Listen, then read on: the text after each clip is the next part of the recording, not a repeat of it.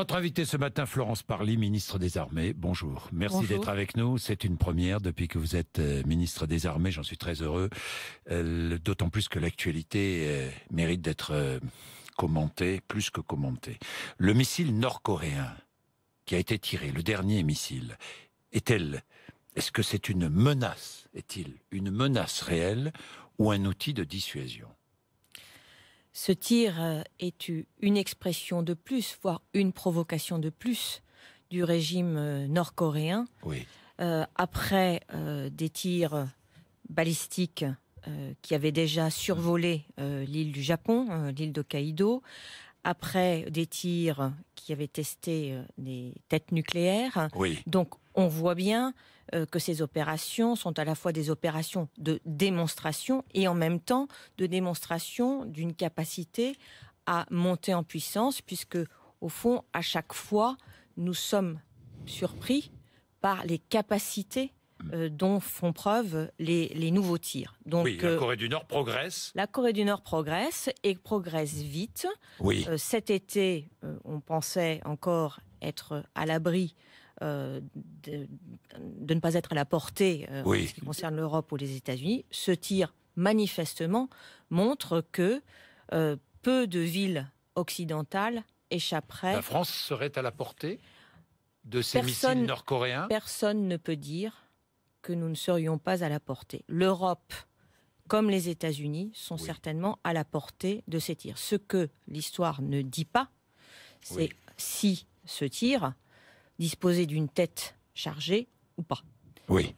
Donc, ce qui est important maintenant, c'est de poursuivre dans la voie qui a été initiée il y a déjà plusieurs semaines de cela, c'est-à-dire la voie des sanctions. Parce que ces sanctions sont indispensables. Je vais revenir sur ce qu'a décidé, sur ce qui a été dit au Conseil de sécurité de l'ONU. Et Florence Parly, je vous pose une question directe. Est-ce que vous êtes inquiète? Comment ne pas être inquiète dans le monde dans lequel nous vivons, Monsieur Bourdin? La menace est mondiale, là. La revue stratégique que nous avons menée il y a quelques semaines, sous l'autorité d'Arnaud Danjean, dresse une analyse assez lucide et sans tabou du contexte stratégique dans lequel nous sommes, qui est caractérisé par des menaces qui se sont exprimées beaucoup plus vite et beaucoup plus fort que ce à quoi on pouvait s'attendre il y a encore 5 ans, qu'il s'agisse du terrorisme djihadiste, qu'il s'agisse de l'affirmation de stratégie de puissance de la part d'un certain nombre d'États. Nous venons de parler de la Corée du Nord, de l'Asie, qu'il s'agisse également de la montée en puissance d'un certain nombre de technologies qui vont probablement changer la donne également dans la manière de mener un certain nombre de combats. Il n'y a qu'à voir ce que les attaques informatiques sont capables de faire sur des systèmes civils, puisqu'ils peuvent neutraliser des gares, des réseaux chemins de fer, des aéroports.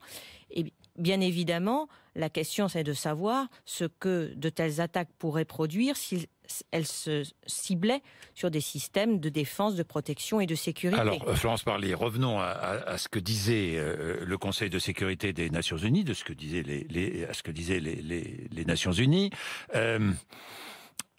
Des sanctions. Que faire? Des sanctions, pour l'instant, ça n'a pas l'air de très bien marcher avec la Corée du Nord, franchement. Les États-Unis veulent aller plus loin et appellent tous les pays à couper leurs relations diplomatiques et commerciales avec la Corée du Nord. Est-ce que la France va suivre? Nous n'avons pas de relations diplomatiques et commerciales avec la Corée du Nord. Et commerciales. Je ne crois pas que nous ayons des relations commerciales. Donc, pour ce qui nous concerne, ça s'adresse à la Chine et à la Russie, entre autres. Pour ce qui nous concerne, je crois que non seulement nous avons toujours appelé à la plus grande fermeté, mais que nous appliquons les sanctions qui ont été décidées et nous avons même plaidé auprès des Européens pour que des sanctions plus lourdes soient décrétées par l'Union européenne après celles qui avaient été précédemment décidées par l'ONU. Donc je crois qu'il n'y a pas d'ambiguïté aucune de la part de la position française. Mais en revanche, ce qui est tout à fait décisif, c'est qu'en effet, tout le monde applique ces sanctions sans faille. Dont la Chine, bien sûr. Et la Russie. Et dont la Russie, naturellement. Frontière commune avec la Corée du Nord, on le rappelle. Tout à fait. Et au-delà, pourquoi est-ce qu'au fond, on cherche à prendre des sanctions?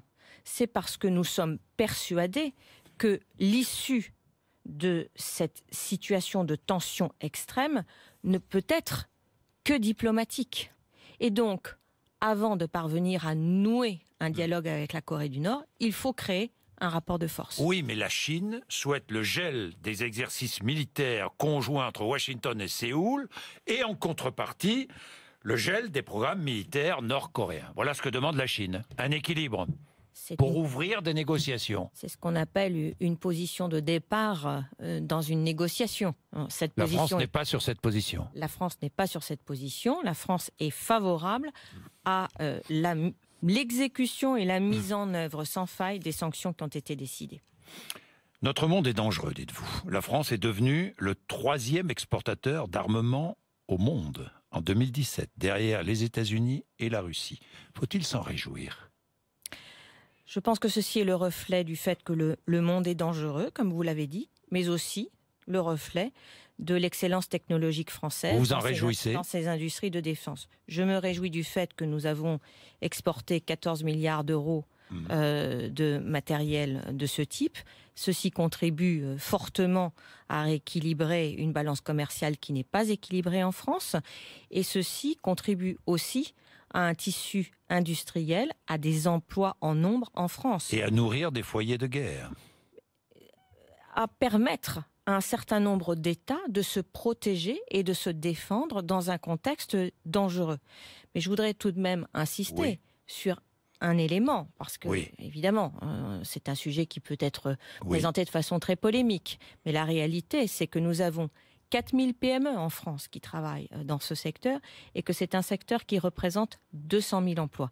Et c'est aussi une des dimensions sur lesquelles je voudrais insister, si vous m'y autorisez, Jean-Jacques Bourdin. Allez-y. De ce ministère des Armées. Ce ministère des Armées, il a évidemment une dimension profondément régalienne. Il est là pour assurer la protection et la sécurité des Français. Et c'est ce qu'il fait en menant des opérations à l'extérieur, comme au Mali ou au Levant, ou bien encore sur le territoire national avec Sentinelle. Mais ce ministère, c'est aussi un ministère qui est en lien profond avec la vie et le quotidien des Français. Nous recrutons chaque année 27 000 jeunes. Dans un contexte où la réduction du chômage est un objectif, c'est important. Nous contribuons par l'innovation.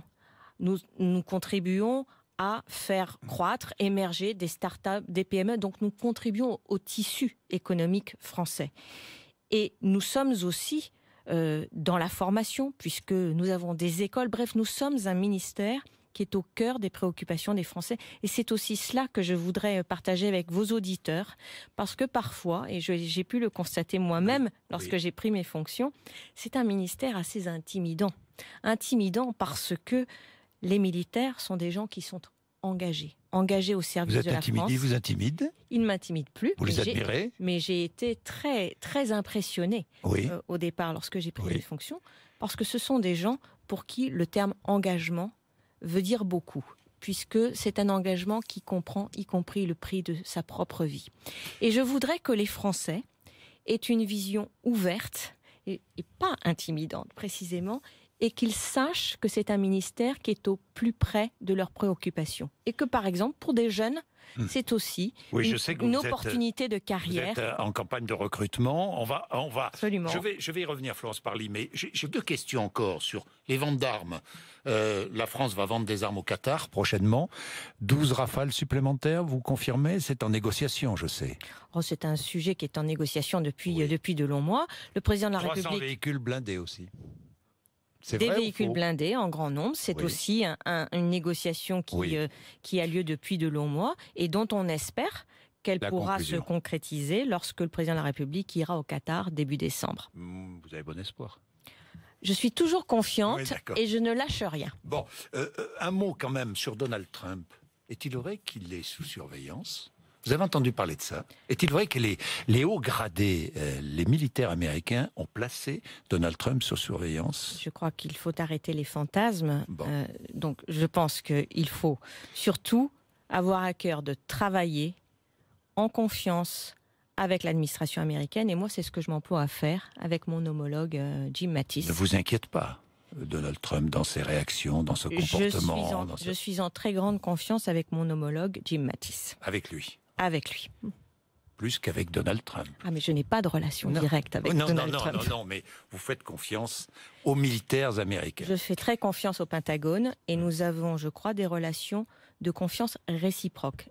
Et lorsque je suis allée à Washington récemment, j'ai pu aussi constater combien la présence des militaires français sur un certain nombre de théâtres, qu'il s'agisse du Levant comme du Mali, combien cette intervention était appréciée, y compris par les armées américaines. Le Mali, 4000 soldats déployés, jusqu'à quand, Florence Parly? Autant que nécessaire.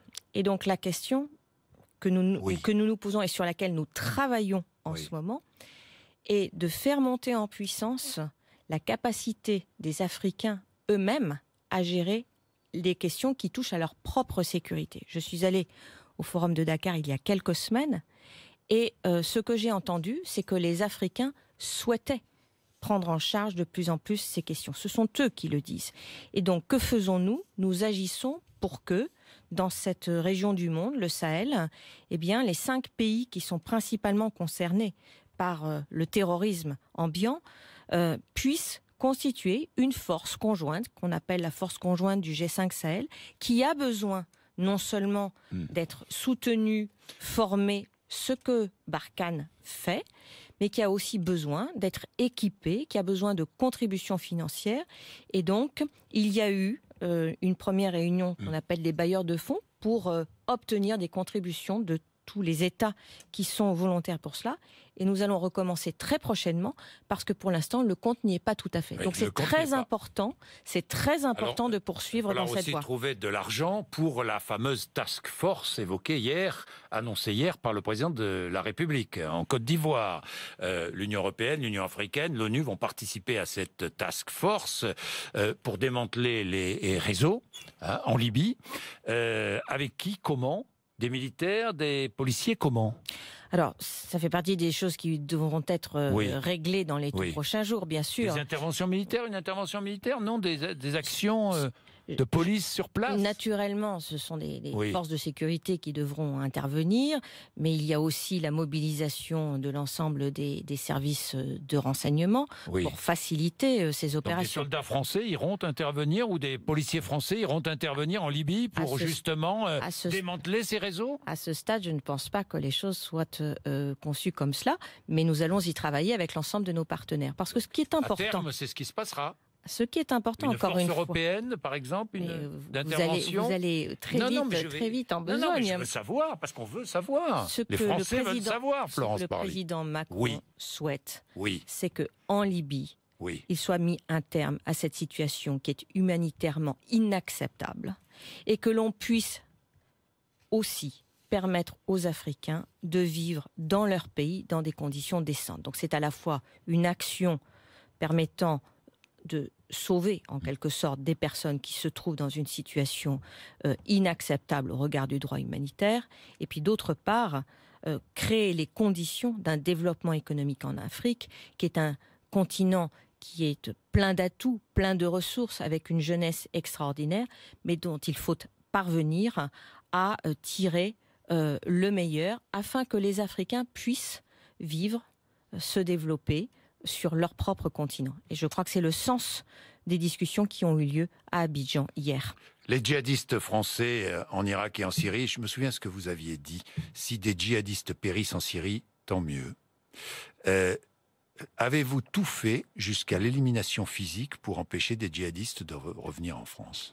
Notre pays est engagé dans une lutte sans merci contre Daesh. Nous y sommes engagés en coalition aux côtés des Américains et de bien d'autres nations en Irak et en Syrie. Nous y sommes engagés également au Sahel. Et cette lutte, elle avance, elle progresse, puisque vous avez vu qu'au Levant, Daesh recule sur tous les fronts. 95% des territoires qui étaient occupés par Daesh ont été libérés au cours des dernières semaines. Donc c'est une lutte qui, je crois, est efficace. Maintenant, c'est une lutte qui doit être poursuivie. Pourquoi? Parce qu'il reste évidemment des djihadistes. Et pourquoi pas des éliminations sur place, de Français ou d'autres d'ailleurs? Ce combat doit être poursuivi jusqu'à son terme. Pourquoi? parce que... Sans état d'âme. Sans état d'âme. Ces djihadistes n'ont pas eu d'état d'âme lorsqu'il s'est agi de frapper la France, de frapper des spectateurs qui allaient à un concert au Bataclan. Donc c'est une lutte, oui, qui est sans pitié. Sans pitié. Sans pitié. Florence Parly, à Raqqa, libéré, des convois ont pu quitter la ville. Après la libération de Raqqa, des convois où se trouvaient des djihadistes, dans lesquels se trouvaient des djihadistes français. Où sont-ils ? D'abord, je voudrais rappeler que c'est un accord qui a été passé par les forces locales. Oui, la coalition n'était exact. absolument pas impliquée dans cet accord. Ce sont des choses qui arrivent, il faut le dire aussi. La coalition savait que ces convois allaient quitter la ville de Raqqa. Cet accord a été négocié sans la coalition. Donc, la raison... Vous saviez, vos services d'information sont suffisamment efficaces quand même, non ? La raison de cet accord, nous la connaissons. Il s'agissait de protéger des populations civiles qui avaient été utilisées comme des boucliers humains. Et donc, entre le risque de voir plus de 3000 civils anéantis et celui de laisser partir un certain nombre de djihadistes, ces forces locales qui ont négocié l'accord ont préféré la deuxième solution. Ce qui ne signifie pas que la lutte est terminée. Oui. Mais il y avait des djihadistes dans ces convois, tout le monde le sait. Continuent d'être poursuivis. Et donc des Français, ils sont passés où ? Vous le savez ? Ces djihadistes continuent d'être poursuivis partout où ils se sont enfuis. Donc vous les connaissez ? Et ceci, vous les avez identifiés ? Et ceci, quelle que soit leur nationalité. Quelle que soit leur nationalité, français ou pas. On est bien d'accord, Florence Parly. On est bien d'accord. Bien. Alors, j'ai une dernière question, un dernier sujet. Le service national d'1 mois obligatoire, c'était la promesse d'Emmanuel Macron. Où est-ce qu'on en est ? Alors, c'est un magnifique projet. Oui. C'est un projet républicain. C'est un projet dont l'objectif est de permettre de créer ce lien dont je vous parlais tout à l'heure entre les armées et la nation. C'est une autre façon de créer du lien. Nous allons y travailler parce que pendant ces 6 premiers mois passés au ministère des Armées, j'ai beaucoup travaillé sur un certain nombre de sujets. Le budget 2018, qui est un budget de remontée en puissance. Nous avons évoqué la revue stratégique pour éclairer quoi ? La préparation de la prochaine loi de programmation militaire. Nous avons aussi révisé le dispositif Sentinelle. Et au moment où les fêtes de Noël approchent, c'est important que ce dispositif ait été encore renforcé en termes d'efficacité. Donc maintenant, nous allons nous consacrer à ce projet de service national, qui est un projet qui, au fond, cherche... Vous allez lancer ce projet. Vous le lancez d'ailleurs ce matin. Allez, quand ? Je ne suis pas seule sur ce projet. Vous n'êtes pas seule, mais quand va-t-il être lancé ? C'est un projet sur lequel nous allons travailler dans les prochaines semaines et dans les prochains mois. Donc dès 2018, vous lancez le processus. C'est un projet qui sera travaillé avec de nombreux collègues du gouvernement parce qu'il implique beaucoup de monde. Prenons un exemple. Moi, ce que j'aimerais, si je peux m'exprimer à titre libre, parce qu'aucune décision mais je sais, mais à été titre libre, allez-y. Voilà. Moi, j'aimerais que ce service national, par exemple, il permette d'apprendre tous les gestes qui sauvent. Parce que réfléchissons une seconde. Savons-nous combien de personnes, de victimes du Bataclan, ont pu être sauvées simplement par ces premiers gestes qui ont été dispensés par des personnes qui se trouvaient là et qui savaient les administrer ? Eh bien cela, je pense que ce serait une très bonne façon de permettre non seulement aux Français de se protéger eux-mêmes, mais aussi d'être au service des autres. 600 000 jeunes par an, on est bien d'accord, c'est le projet du président de la République. C'est une génération. Une génération, hommes et femmes. Combien de temps ? 1 mois ? C'est la durée qui a été envisagée. 1 mois. Dans les 3 ans suivant le 18e anniversaire. Tout ceci, Jean-Jacques Bourdin, nous allons y travailler. Oui. Donc vous êtes, comme on dit, un peu en avance de phase. Non, et vous assumerez le coup. C'est ce qu'avait dit... C'est ce qu'a dit le président de la République. La collectivité assumera le coût. Oui. Donc, mise en place, vous commencez à en discuter, mise en place quand ? Après les discussions, quand ? 2018, 2019 ? Mais la mise en place dépendra des modalités de ce service national. Oui. Pour l'instant, les contours n'en sont pas encore totalement définis, comme vous l'avez compris. Oui, ça j'ai compris, mais il sera effectif quand, franchement ? Le plus rapidement possible. Ça veut dire quoi ? Le plus rapidement possible. C'est un projet, pour le quinquennat. c'est un projet pour le quinquennat. Donc on peut penser qu'en 2019, ce sera en place. On peut penser qu'il y aura peut-être, en effet, des premières expérimentations. Ça, je ne peux pas encore vous le dire. Laissez-moi travailler, Jean-Jacques Bourdin. Merci Florence Parly d'être venue nous voir ce matin. Merci. 8h56, ministre des Armées sur RMC et BFM TV.